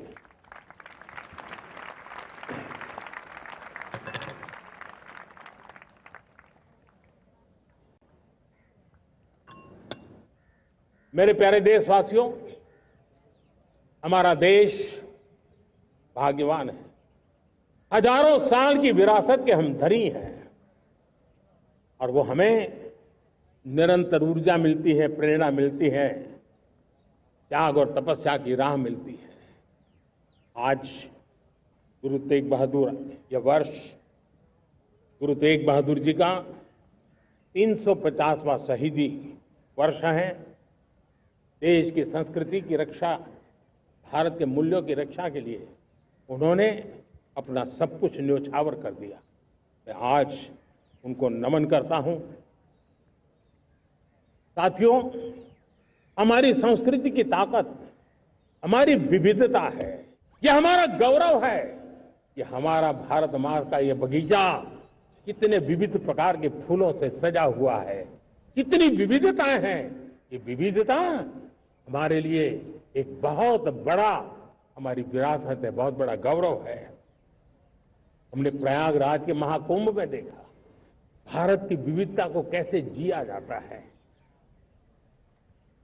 एक स्थान पर करोड़ों लोग, एक ही भाव, एक ही प्रयास, दुनिया के लिए बहुत बड़ा अजूबा है। महाकुंभ की वो सफलता भारत की एकता की, भारत के सामर्थ्य की दुहाई देती है। साथियों, हमारा देश भाषाओं की विविधता से बहुत ही भरा हुआ है, पुलकित है। और इसलिए हमने मराठी, असमिया, बांग्ला, पाली, प्राकृत को क्लासिकल लैंग्वेज का दर्जा दिया है। और मेरा मत है, हमारी भाषाएं जितनी विकसित होगी, हमारी सभी भाषाएं जितनी समृद्ध होगी, हमारे नॉलेज के सिस्टम को भी उतना ही बल मिलने वाला है। और हमारी वो ताकत है, आज जब डेटा का जमाना है ना, तो ये ताकत दुनिया के लिए भी बड़ी ताकत बन सकती है। इतना सामर्थ्य हमारी लैंग्वेज में। हमें हमारी सभी भाषाओं पर गर्व होना चाहिए। हमारी सभी भाषाओं के विकास के लिए हर किसी ने बनते हुए प्रयास करना चाहिए। साथियों, पांडुलिपि में हमारे ज्ञान के भंडार पड़े हैं, लेकिन उसके प्रति उदासीनता रही है। इस बार हमने ज्ञान भारतम योजना के तहत देश भर में जहां भी हस्तलिखित ग्रंथ है, जहां पांडुलिपियां हैं, सदियों पुराने जो दस्तावेज हैं, उनको खोज खोज करके आज की टेक्नोलॉजी का उपयोग करते हुए उस ज्ञान की समृद्धि को आने वाली पीढ़ियों के लिए काम आए, उस दिशा में काम कर रहे हैं। मेरे प्यारे देशवासियों, हमारा स्पष्ट मत है, यह देश सिर्फ सरकारें नहीं बनाती है, ये देश राज सत्ता पर विराजमान लोग ही नहीं बनाते हैं, ये देश शासन की धुरा संभालने वाले नहीं बनाते हैं। ये देश बनता है कोटि कोटि जनों के पुरुषार्थ से, ऋषियों के, मुनियों से, वैज्ञानिकों के, शिक्षकों के, किसानों के, जवानों के, सेना के, मजदूरों के, हर किसी के प्रयास से देश बनता है। हर किसी का योगदान होता है, व्यक्ति का भी होता है, संस्थाओं का भी होता है। आज मैं बहुत गर्व के साथ एक बात का जिक्र करना चाहता हूं। आज से 100 साल पहले एक संगठन का जन्म हुआ, राष्ट्रीय स्वयंसेवक संघ। 100 साल की राष्ट्र की सेवा एक बहुत ही गौरवपूर्ण स्वर्णिम पृष्ठ है। व्यक्ति निर्माण से राष्ट्र निर्माण के संकल्प को लेकर के 100 साल तक मां भारती का कल्याण का लक्ष्य लेकर के लक्षावधि स्वयंसेवकों ने मातृभूमि के कल्याण के लिए अपना जीवन समर्पित किया है। सेवा, समर्पण, संगठन और अप्रतिम अनुशासन, ये जिसकी पहचान रही है, ऐसा राष्ट्रीय स्वयंसेवक संघ दुनिया का ये सबसे बड़ा एनजीओ है। एक प्रकार से 100 साल का उसका समर्पण का इतिहास है। आज लाल किले की प्राचीर से 100 साल की इस राष्ट्र सेवा की यात्रा में योगदान करने वाले सभी स्वयंसेवकों को आदरपूर्वक स्मरण करता हूं और देश गर्व करता है राष्ट्रीय स्वयंसेवक संघ की इस 100 साल की भव्य समर्पित यात्रा को, और हमें प्रेरणा देता रहेगा। मेरे प्यारे देशवासियों, हम समृद्धि की ओर जा रहे हैं, लेकिन समृद्धि का रास्ता सुरक्षा से गुजरता है। पिछले 11 वर्षों में राष्ट्र सुरक्षा, राष्ट्र रक्षा, राष्ट्र के नागरिकों की रक्षा, इन सभी मोर्चों पर हमने पूरे समर्पण भाव से काम किया है। हम बदलाव लाने में सफल हुए हैं। यह देश जानता है कि हमारे देश का बहुत बड़ा जनजातीय क्षेत्र नक्सलवाद की चपेट में, माओवाद की चपेट में पिछले कई दशकों से लहूलुहान हो चुका था। सबसे ज्यादा नुकसान मेरे आदिवासी परिवारों को हुआ। आदिवासी माताओं बहनों ने अपने सपने के होनहार बच्चों को खो दिया।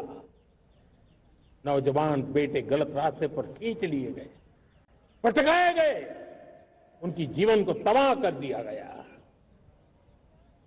हमने फौलादी हाथ से काम लिया। एक समय था, कभी 125 से ज्यादा जिलों में नक्सलवाद अपनी जड़ें जमा चुका था। माओवाद की चंगुल में हमारे जनजातीय क्षेत्र, हमारे जनजातीय नौजवान फंसे हुए थे। और आज 125 जिलों में से कम होते होते हम 20 पर ले आए हैं।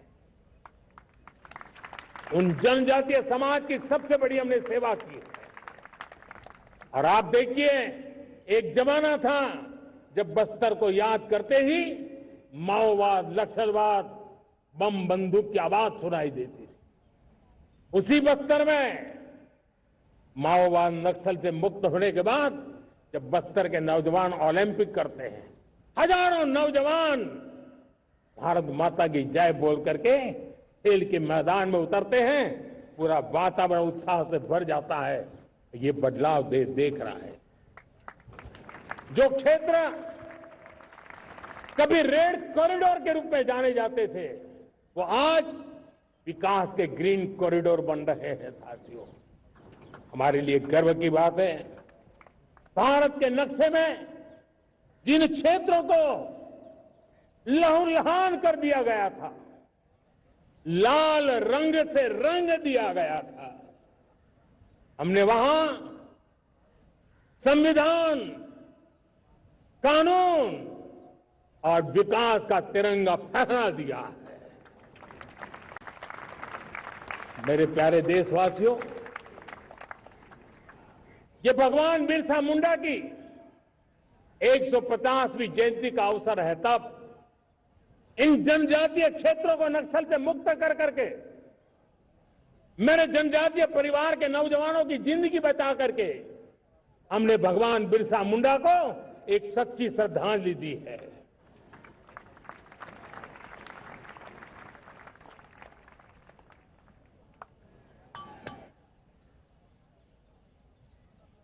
मेरे प्यारे देशवासियों, मैं आज देश के सामने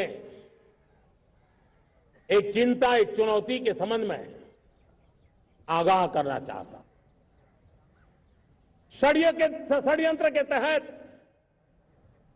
सोची समझी साजिश के तहत देश की डेमोग्राफी को बदला जा रहा है। एक नए संकट के बीज बोए जा रहे हैं। और ये घुसपैठिए मेरे देश के नौजवानों की रोजी रोटी छीन रहे हैं। एक घुसपैठिए मेरे देश की बहन बेटियों को निशाना बना रहे हैं। ये बर्दाश्त नहीं होगा। ये घुसपैठिए भोले भाले आदिवासियों को भ्रमित करके उनकी जमीनों पर कब्जा कर रहे हैं। ये देश सहन नहीं करेगा। और इसलिए मेरे प्यारे देशवासियों, जब डेमोग्राफी परिवर्तन होता है, सीमावर्ती क्षेत्रों में डेमोग्राफी में परिवर्तन होता है, तब राष्ट्रीय सुरक्षा के लिए संकट पैदा होता है। देश की एकता, अखंडता और प्रगति के लिए ये संकट पैदा, सामाजिक तनाव के बीज बो देता है। और कोई देश अपना देश घुसपैठ सामाजिक तनाव के बीज बो देता है। और कोई देश अपना देश घुसपैठियों के हवाले नहीं कर सकता है। दुनिया का कोई देश नहीं कर सकता है। तो हम भारत को कैसे कर सकते हैं? हमारे पूर्वजों ने त्याग और बलिदान से आजादी पाई है, हमें स्वतंत्र भारत दिया है। उन महापुरुषों के प्रति हमारा कर्तव्य है कि हम हमारे देश में ऐसी हरकतों को स्वीकार न करें। उनकी सच्ची श्रद्धांजलि होगी। और इसलिए मैं आज लाल किले की प्राचीर से कहना चाहता हूं, हमने एक हाई पावर्ड डेमोग्राफी मिशन शुरू करने का निर्णय किया है। ये मिशन, इस मिशन के द्वारा ये जो भीषण संकट नजर आ रहा है, भारत पे मंडरा रहा है जो संकट है, उसको निपटाने के लिए तय समय में सुविचारित, सुनिश्चित रूप से अपने कार्य को करेगा। उस दिशा में हम आगे बढ़ रहे हैं। मेरे प्यारे देशवासियों, कल जन्माष्टमी का पावन पर्व है। भगवान श्री कृष्ण का जन्मोत्सव देश में मनाया जाता है। साथियों, जब मुझे भगवान श्री कृष्ण याद आते हैं तो हम देख रहे हैं कि पूरे विश्व में आज युद्ध के तौर तरीके बदल रहे हैं। हमने देखा है कि भारत युद्ध के हर नए तौर तरीकों को निपटने में समृद्ध है। हमने ऑपरेशन सिंदूर में दिखा दिया है, टेक्नोलॉजी में जो भी महारत थी। पाकिस्तान ने हमारे सैन्य ठिकानों पर, हमारे एयरबेस पर, हमारे संवेदनशील स्थलों पर, हमारे आस्था के केंद्रों पर, हमारे नागरिकों पर मिसाइल्स, ड्रोन अनगिनत मात्रा में उन्होंने वार किया। देश ने देखा है, लेकिन देश को सुरक्षित रखने के जो प्रयास पिछले 10 साल में हुए हैं, उस ताकत का परिणाम था कि उनके हर हमले को हमारे जाबाजों ने और हमारी टेक्नोलॉजी ने तिनके की तरह बिखेर दी।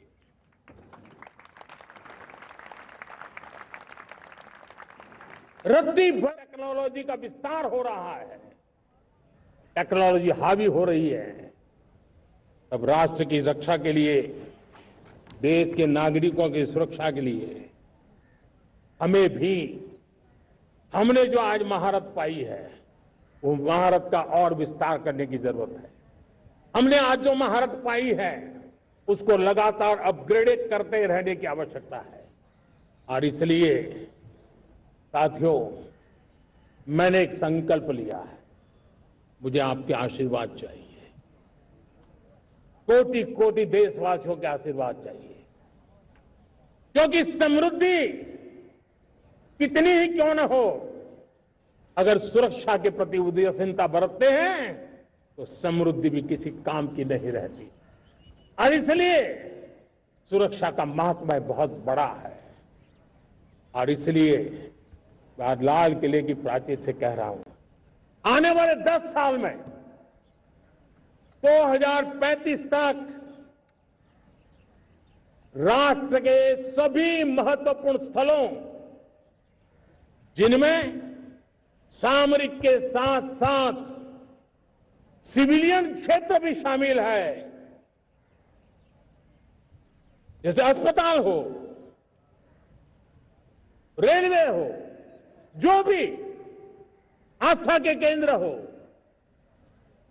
उन्हें टेक्नोलॉजी के नए प्लेटफॉर्म द्वारा पूरी तरह सुरक्षा का कवच दिया जाएगा।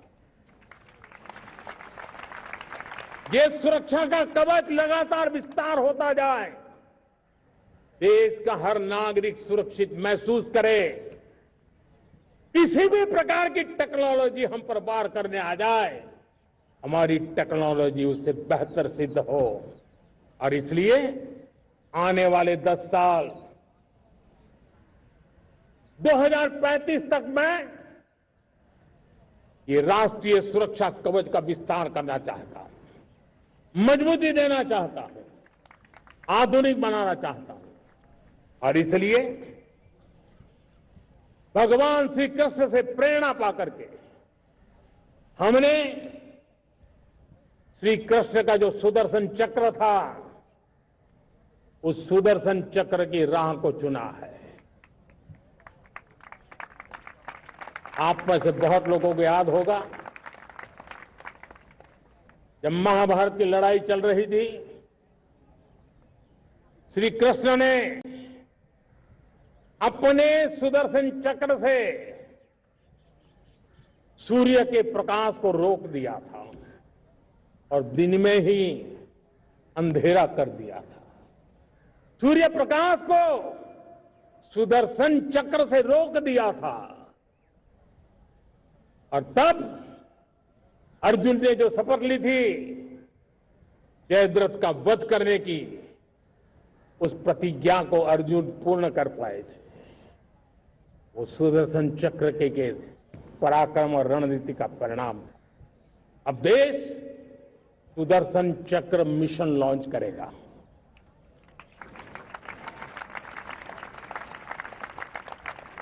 ये मिशन सुदर्शन चक्र एक पावरफुल वेपन सिस्टम दुश्मन के हमले को न्यूट्रलाइज तो करेगा ही करेगा, लेकिन कई गुना ज्यादा दुश्मन पर हिट बैक करेगा।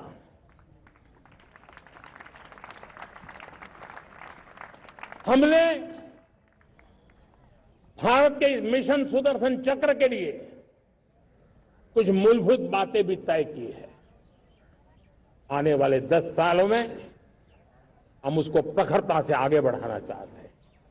एक तो ये पूरी आधुनिक सिस्टम, इसके लिए रिसर्च, डेवलपमेंट, उसकी मैन्युफैक्चरिंग हमारे देश में ही हो, हमारे देश के नौजवानों के टैलेंट से हो, हमारे देश के लोगों के द्वारा बनी।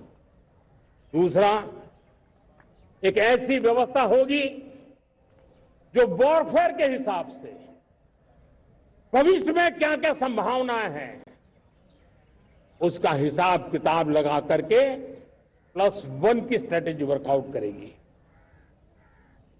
और तीसरा, सुदर्शन चक्र की एक ताकत थी, वो बहुत ही प्रिसाइज, जहां जाना था वही जाता था और वापस श्री कृष्ण के पास लौट के आता था। हम इस सुदर्शन चक्र के द्वारा भी टारगेटेड प्रिसाइज एक्शन के लिए भी व्यवस्था को विकसित करने की दिशा में आगे बढ़ेंगे। और इसलिए युद्ध के बदलते तौर तरीकों में राष्ट्र की सुरक्षा, नागरिकों की सुरक्षा के लिए मैं बड़े प्रतिबद्धता के साथ इस कार्य को आगे बढ़ाने के लिए वचन देता हूं।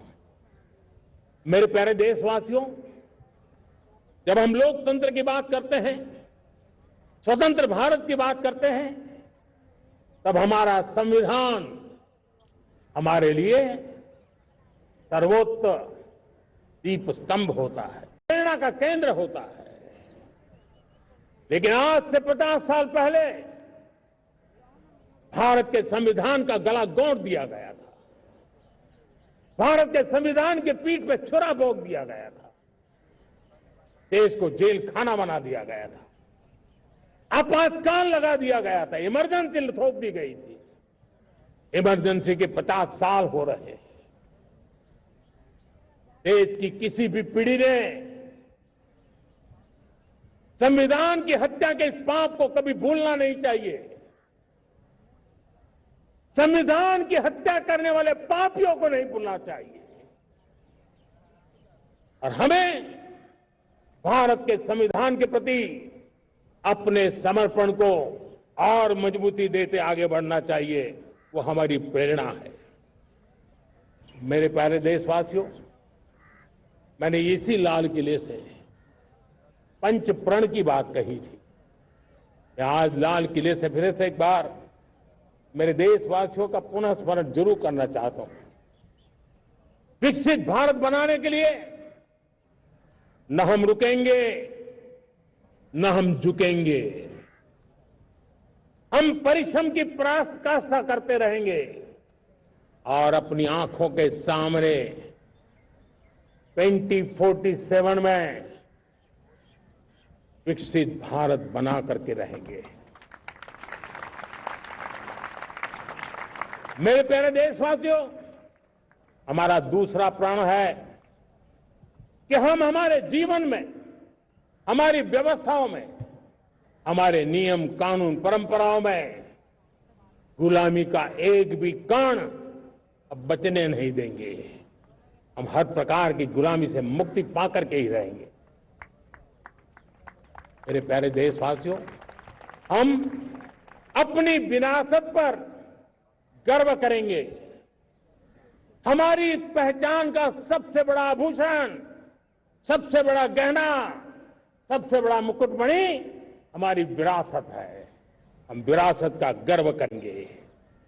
मेरे प्यारे देशवासियों, इन सब के लिए एकता, ये मंत्र सबसे बड़ा शक्तिशाली मंत्र है। और इसलिए एकता की डोर को कोई काट न सके, ये हमारा सामूहिक संकल्प होगा। मेरे प्यारे देशवासियों, मां भारती के प्रति कर्तव्य निभाना ये पूजा से कम नहीं है, तपस्या से कम नहीं है, आराधना से कम नहीं है।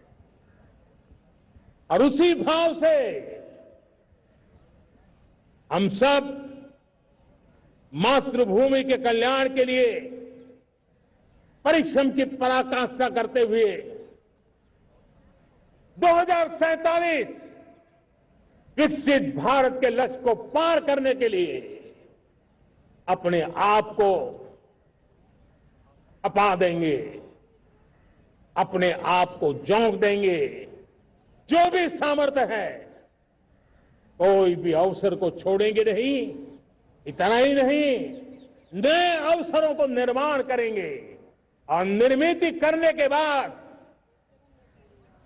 हम 140 करोड़ देशवासियों के सामर्थ्य से आगे बढ़ते ही रहेंगे, बढ़ते ही रहेंगे, बढ़ते ही रहेंगे। मेरे प्यारे देशवासियों, हमें याद रखना है, 140 करोड़ देशवासियों को याद रखना है, परिश्रम में जो तपा है, परिश्रम में जो तपा है, उसने ही तो इतिहास रचा है। परिश्रम में जो तपा है, उसने ही तो इतिहास रचा है। जिसने फौलादी चट्टानों को तोड़ा है, जिसने फौलादी चट्टानों को तोड़ा है, उसने ही समय को मोड़ा है। जिसने फौलादी चट्टानों को तोड़ा है, उसने ही समय को मोड़ा है। और समय को मोड़ देने का भी, समय को मोड़ देने का भी यही समय है, सही समय है। मेरे प्यारे देशवासियों, एक बार फिर आप सबको आजादी के इस महान पर्व की अनेक अनेक शुभकामनाएं देता हूं, बहुत बहुत बधाई देता हूं। मेरे साथ बोलेंगे, जय हिंद, जय हिंद, जय हिंद। भारत माता की, भारत माता की, भारत माता की। वंदे, वंदे, वंदे। बहुत बहुत धन्यवाद।